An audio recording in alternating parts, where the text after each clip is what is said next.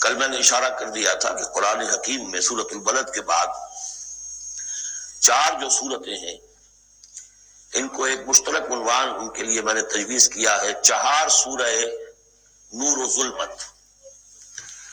ان 4 سورتوں کے شروع میں قسمیں ہیں، چنانچہ پہلی سورت میں قسموں کا حصہ بہت بڑا ہے، جیسے ہم نے پہلے دیکھا تھا سورہ تکویر میں اذا الشمس کورت سے چل کر 13 آیتیں چلی تھی، اور اس کے بعد ایک آیت آئی تھی جس پر کہ ان سب چیزوں کو لا کر پھر مرکوز کیا گیا، علمت نفس ما احضرت۔ لیکن سورہ انفطار میں صرف 4 آیتوں کے بعد وہ مضمون آیا اور زیادہ کھل گیا۔ وہی ترتیب یہاں ہے۔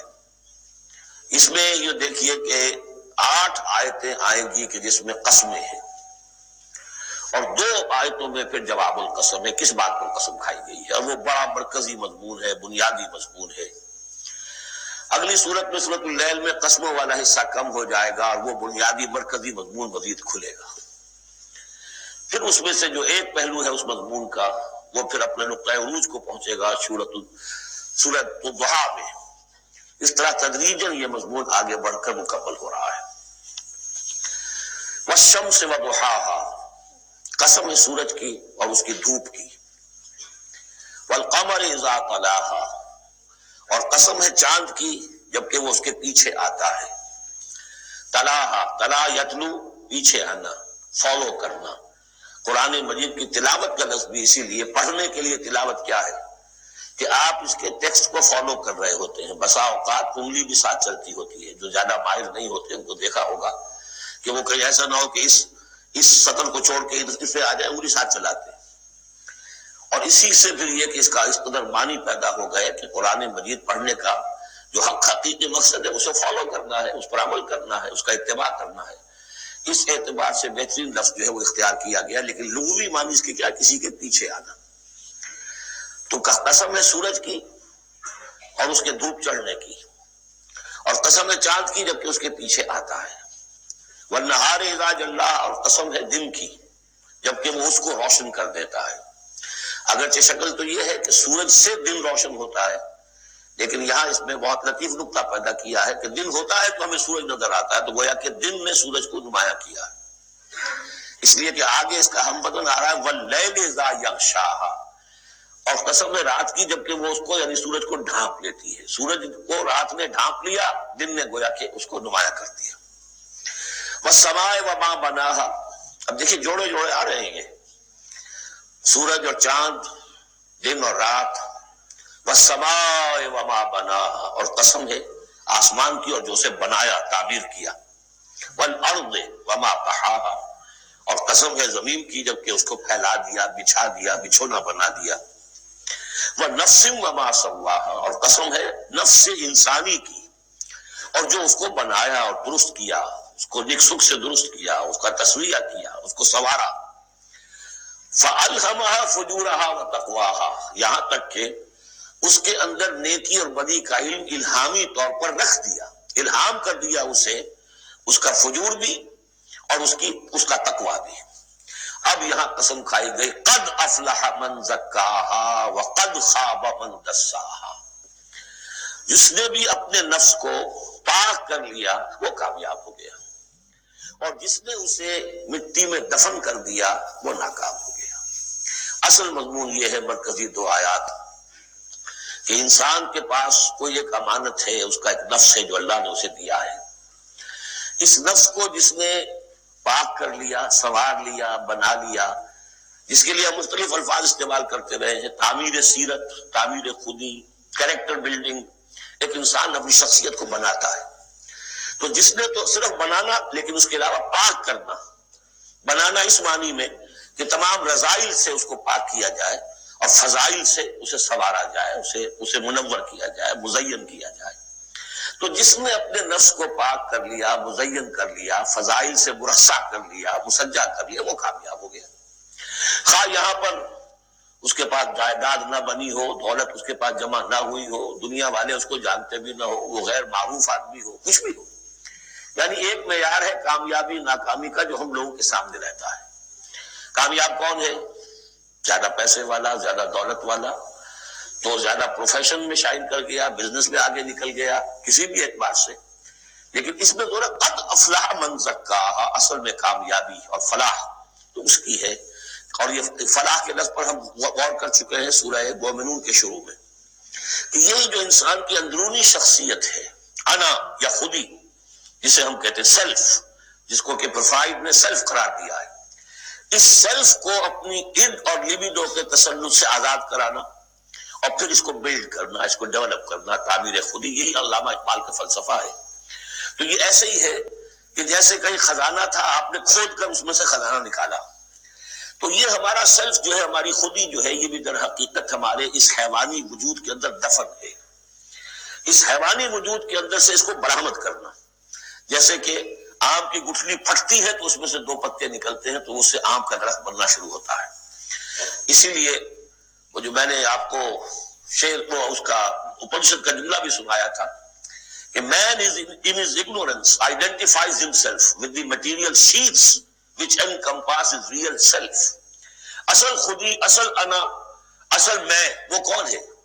یہ میرا وجود ہے، یہ میرا جسم ہے، یہ میرے ہاتھ ہے، یہ میرے پاؤں ہیں. لیکن میرا میں ایک پوزیسو موڈ میں ایک پروناؤن آیا ہے، تو جو پوزیس کر رہا ہے جسم کو کون ہے؟ وہ ایک اس کی اندرونی لطیف شخصیت ہے. اسے انا سے، خودی سے، سیلف سے تعبیر کرتے ہیں. اور در حقیقت وہ عبارت ہے اس روح سے کہ جو اللہ تعالیٰ نے پھونکی ہے اس میں، وَنَفَخْتُ فِيهِ مِن رُوحِي. تو اس مٹی کے ڈھیر میں اس روح کو ڈالا گیا ہے. اس کو برآمد کرنا اور اس کو بنانا اور سنوارنا، یہ ہے اصل کام انسان کا. جو اس میں کامیاب ہو گیا وہ کامیاب ہو گیا. اور دسا یدسو ہم پڑھ چکے ہیں کہ جب کسی شخص کے ہاں اس زمانے میں، اس معاشرے میں کوئی خوشخبری آتی تھی کہ بچی پیدا ہو گئی ہے، تو ایک تو منہ چھپاتا پھرتا تھا وہ کہ بیٹی ہو گئی، میں بیٹی کا باپ شمار ہوں گا، اور سوچتا رہتا تھا کہ اسے میں اپنے پاس رکھوں، ام یدسھا فی التراب، یا اسے جا کے میں مٹی میں دباؤں. تو دسا یدسو دبا دینا. تو یہ ہے کہ جس نے اپنی اس خودی کو اسی حیوانی وجود میں دبا دیا، ختم کر دیا، قد خاب من دساہا، وہ ناکام ہو گیا. اب اس حقیقت پر ایک تو میں نے آپ کو نوٹ کرایا تھا کل کہ سورۃ الاعلیٰ پڑھتے ہوئے میں نے کہا تھا کہ بعض مضامین جو ہے جو ان سورتوں میں آ رہے ہیں وہ سورۃ الاعلیٰ میں ان کی اصل جڑ پڑ چکی ہے. اور اس کی آخری 6 آیتیں جو ہیں وہ کیا ہے؟ قد افلح من تزکا وذکر اسم ربہ فصلی بل تؤثرون الحیاۃ الدنیا والآخرۃ خیر وابقی ان ھذا لفی الصحف الاولی صحف ابراہیم وموسیٰ.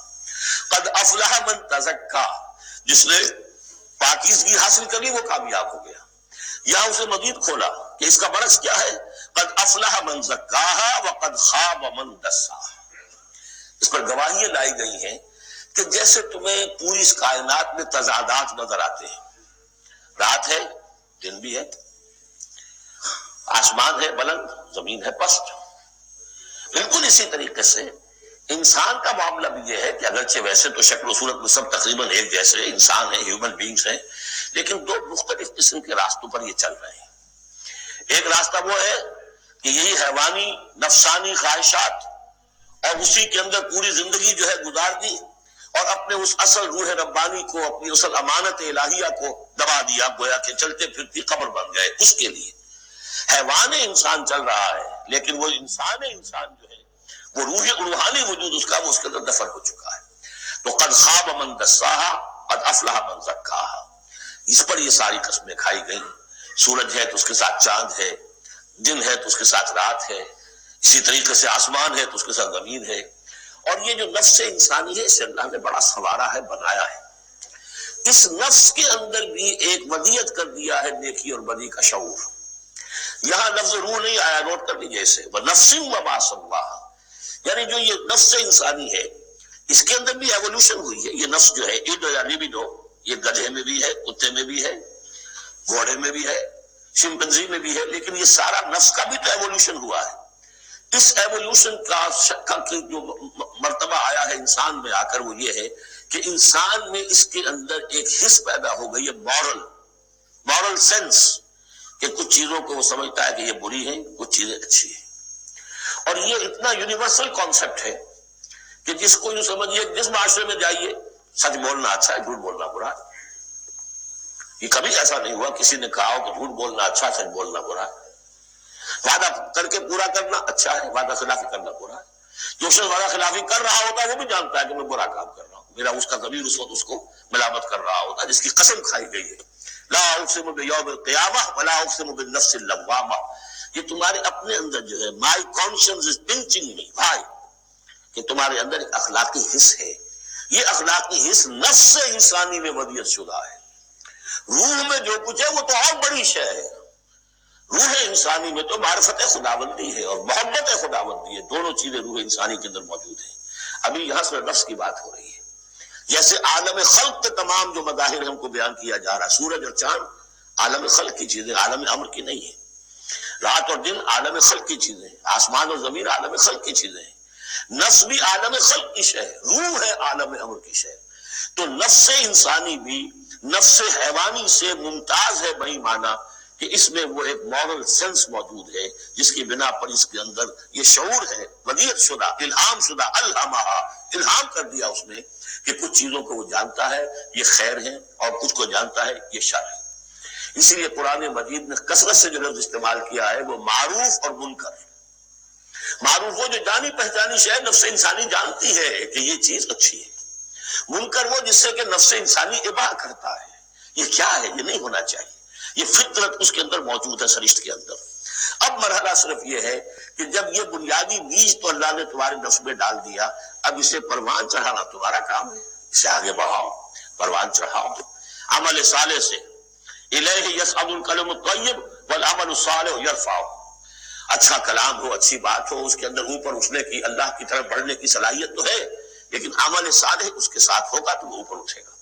تو یہ جو بھی پوٹینشل ہے انسانی فطرت کا، تو قد افلح جس نے وہ محنت کی، مشقت کی، اس نے اپنی اس اصل انسانی شخصیت کو برآمد کیا، اس مٹی کے ڈھیر میں سے بنایا، اسے ایک بڑا درخت بنا دیا، تناور درخت بنا دیا جس میں وہ پھل لگے ہیں جو ہم سورہ تغابن میں پڑھ آئے ہیں، وہ کامیاب ہو گیا، اور جس نے اس کو دبائے رکھا وہ مٹی ہی کی زندگی میں، اور جو جسمانی وجود ہے اسی کے تقاضوں کو پورا کرنے میں لگا رہا، وہ خائب ہو گیا، ناس۔ اس کے بعد یہ کہ یہ معاملہ جس طرح انڈیویجولز کا ہوتا ہے ایسے کسی معاشرے کا بھی ہوتا ہے۔ معاشرے میں بھی کچھ لوگ ہوتے ہیں کہ جو خیر کی طرف بلانے والے، کچھ ہوتے ہیں کہ جو بدی کی طرف بلانے والے، جس طریقے سے فرد کے اندر موجود ہے اسی طریقے سے پھر اس کے اندر بھی اگر ایک قوم کا اجتماعی ضمیر جو ہے وہ زندہ رہے اور امر بالمعروف نہی عن المنکر کا فریضہ وہاں سر انجام دیا جاتا رہے تو معاشرے کی خیر ہوگی۔ اور اگر اخلاقی حزب بحیثیت مجموعی اس درجے کمزور ہو جائے کہ قوم کا اجتماعی ضمیر مردہ ہو جائے اور پھر اسے حصی نہ رہے، وائے ناکامی متائے کارواں جاتا رہا، کارواں کے دل سے احساس زیاں جاتا رہا، وہ احساس نہ رہے اجتماعی سطح پر کہ یہ بدی ہے اور یہ برا کام ہے، یہ منکر ہے، تو پھر وہ تباہ ہوتی ہے۔ اس کی ایک مثال دی ہے، کذبت ثمود بطغواہا، قوم ثمود نے بھی جھٹلایا تھا اپنی سرکشی کے باوجود۔ اذ انبعث اشقاہا، جب ان کا جو سب سے شقی انسان تھا وہ کھڑا ہوا اور اس نے پھر اونٹنی کو جو اللہ تعالیٰ نے بطور معجزہ دی تھی اس کو اس نے ہلاک کر دیا۔ قال لهم رسول اللہ ناقۃ اللہ وسقیاہا، ان سے کہہ دیا تھا اللہ کے رسول نے کہ دیکھو یہ اللہ کی اونٹنی ہے اور اس کا پانی پینے کی جو باری کا دن ہے اس میں کوئی گڑبڑ پیدا نہ کرنا۔ فکذبوہ فعقروہا، انہوں نے اسے جھٹلا دیا اور اس کی کونچیں کاٹ ڈالی۔ فدمدم علیہم ربہم بذنبہم، تو الٹ پڑا اللہ تعالیٰ کی طرف سے ان پر عذاب ان کے گناہ کی پاداش میں، فسواہا، اللہ نے سب کو برابر کر دیا۔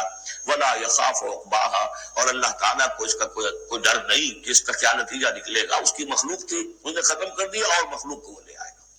تو انفرادی اور پھر اجتماعی، ان دونوں چیزوں کو اس صورت میں جمع کر دیا گیا۔ اب یہاں سے جو مضمون شروع ہوا ہے دیکھیے اگلی صورت میں کھلے گا۔